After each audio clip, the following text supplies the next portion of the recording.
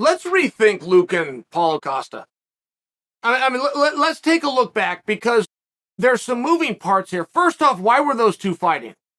I was never told that, and I was never satisfied with the answers I was given when I asked that question. Why are you two fighting?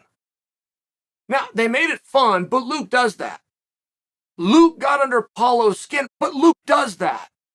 We could have inserted anybody on that side of it. Luke was going to go out and do what Luke does. Luke was going to be fun at the press conference, and he's going to show up in shape, and Luke's going to fight his heart out. Like, that's what Luke does. Now, it was a great match, and we all looked forward to it. I'm just wondering why. As we look back, why were we so excited for that? What was on that? Was it just the two of them got a bout sheet, they got matched up? Even though they don't speak the same language, they got some kind of conflict going against each other, and it just happened to sell. Is that what happened? You two look good-looking guys. You got a former champion. You got a former number one contender. Is that what that was? Because I can take that recipe. I can get a power of the pen, look at guys under contract. I can do that all day long. I don't think I can get you guys as interested. Why did we care about that? Paulo Costa, top-ranked guy. I don't know what he's ranked. I know he's a top guy. I know he's only lost to the champion. He's only lost to Vettori. I know the loss to the champion was a meaningful amount of time ago, and I know with Vettori there were some moving parts in the weight, and I also know that he went the distance. I mean, he's a top guy. I've got to be safe when I tell you he's in the top four. I've just got to be. Luke is a former champion of the world, with absent of Chris Weidman. There's not a whole lot of world of champions floating around that division. But let's think of it. You got Robert Whittaker, but counting on Whittaker is like counting on death. You don't know what Whittaker is going to do. You don't know when Whittaker is going to fight you. You just don't know. It's a really big deal if you have the opportunity to stand across from a former champion, because they don't come along very often. Is that why this worked? Then we have the fight take place, and 3 days prior to the fight, it gets revealed to us that Paulo Costa, who's a meaningful favorite, Paulo Costa not only beat Luke, Paulo Costa should have beat Luke. Like, history says Paulo's going to win this fight, but you're confronted with, is Paulo going to make weight? It's just a little added drama.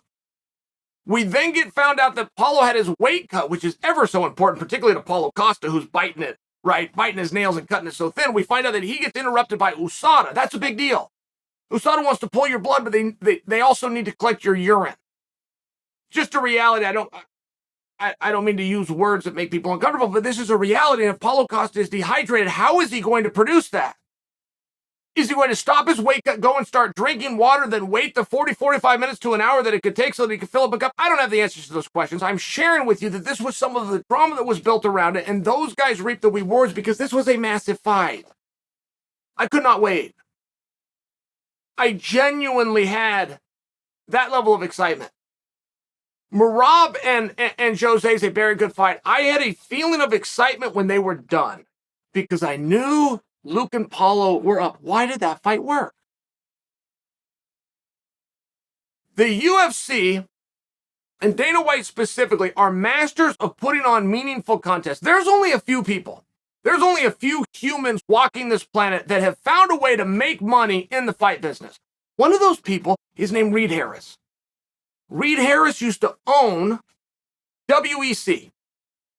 Brought me in. I'm one of Reed's guys. I'm in the UFC because of Reed Harris. Reed told me something one time. This was in 2007. I've never forgot it. We were behind the curtain. Reed was making a simple comment to me. And it was about Dana and the UFC. And Reed told me, I cannot believe how good Dana is at making sure every fight he does is meaningful. I thought, what the hell is Reed talking about? And Reed was the boss, and he's a nice guy, and I smiled and nodded, but I thought about it. Since 2007 to today, I haven't forgot that comment. Dana White puts on meaningful fights. Boy, is that true. They all have a purpose. It's never about tonight. There's some kind of meaning. Something happens when it's over. Generally for the winner, I admit, but something happens. When we get revealed that Paulo Costa isn't even under contract, we never know when Luke's going to fight, and it turned out it's been 3 years since his last, right? It's one of those matches where a lot of things were missing. A lot of the standard ingredients were missing for a massive fight, and this was. Why? Why? What about it? And moreover, when you talk about the meaningfulness of this fight, Luke retires, apparently. I've never been more interested in Luke Rockhold. I am not co-signing and endorsing any of the statements he made in the press in the lead up to this. But I will acknowledge for you, I listened to every word. And when it was done and he stopped talking, I was disappointed. I wanted more. Luke is now telling us he's retired, and we don't know if Paulo's going to come back. If Paulo does come back, where does he go? If we can talk Luke out of this terrible idea, right? It's a terrible idea, but I say this as a fan, right? A fighter knows when he needs to be done. If Luke needs to be done, I understand. I just want to see him. I want to see Luke. I know there's somebody out there for him. At one point, Luke was going to fight Sean Strickland. You guys have no idea what you were robbed of. You have no idea, as that fight got closer, what Luke was going to do and what that was going to do to Sean. You have no idea. That was going to be a big match. On paper, and when that was announced, okay, great, I'm telling you, by the time that bell rang, there was going to be something there. And now we don't know, and I'm just suggesting one of those names, but we can do that with Luke many times. It looks like Luke is done. What do we do with Paulo Costa? If Paulo does come back, Paulo matters. He's a meaningful guy. There's a former guy that formerly fought for the championship. Big question around him is, can he make weight? That's a fair question. He did that to himself. I want Paulo at 205 pounds. I have a relationship with Paulo. I care about Paulo. I want him at 205 pounds. He does not agree. Waleed Ismail, who has a tremendous influence over Paulo Costa, he doesn't agree. Okay, fine. But he's also showed us that he can make 185. And he showed us that he can deal with adversity. He showed us he can push to the end. And he showed us that he can beat world champions because he just did. He matters. What do you do with him? Where do you go? Right now, you got to sit across from him. You got to try to get a deal done. We don't even have a deal yet. Once we get a deal done, if he's going to be happier and easier to work with, and he wants to chalk those fights off, that's a great mentality for some guys. You go get a 4-fight deal, you want to chop those fights off so you can get back to the same meeting. You can get back to the same conversation. If that's Paulo's mentality, who do you want to see him with? Right? It's one of those tricky spots where I would always encourage an athlete, particularly if you're going into a negotiation, to have something going. Promoters aren't buying punches and kicks as much as they tell you that they are. They're not buying resume and records and accomplishments. They'll convince you, the audience, that they're buying stories. If you have a story that the pro go, okay, I already know who you're fighting and I know why you're fighting him. I know why this is important. I've seen your guys' back and forth. Boom, where do I sign? It's a very different situation. And Paulo doesn't have that. Paulo also didn't have that with Luke, and it worked. Why? Why? How come? There was no personal grudge. There was no ranking. There was no championship. There was no, if I beat him, it draw. There was this meaning. And it worked. And that's rare. And if you can identify why, you can then duplicate it. So I'm not asking you a trick question. As we look back and we look at that match,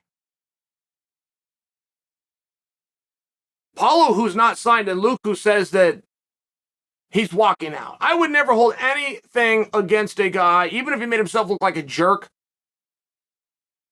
If he said something and it was all the way through, I just wanted to hold it against him in that moment. You were very high in that moment. People call it endorphins. When you get to a level of exhaustion, right? You guys know it's called a runner's high. People go out and they run so they feel good about themselves. It's very true. Luke was caught in one of these moments. And I also don't think that Luke knew how well that he fought. Nick Diaz versus Robbie Lawler, part 2, be a great example. I don't believe that Nick knew how good he was doing in that fight. Nick had won the first round. I thought that he won. That ended up being official. I ended up seeing the scorecards. So the worst case, if the second round, they're going into the third one apiece, and you got Mr. Endurance. I mean, I'm just sharing for you. Sometimes when you're in that moment, you don't quite know how good it was. I don't think that Luke knew that. If we got nothing going with Paulo, if this fight didn't have some terrific meaning, is there any chance we can have a rematch?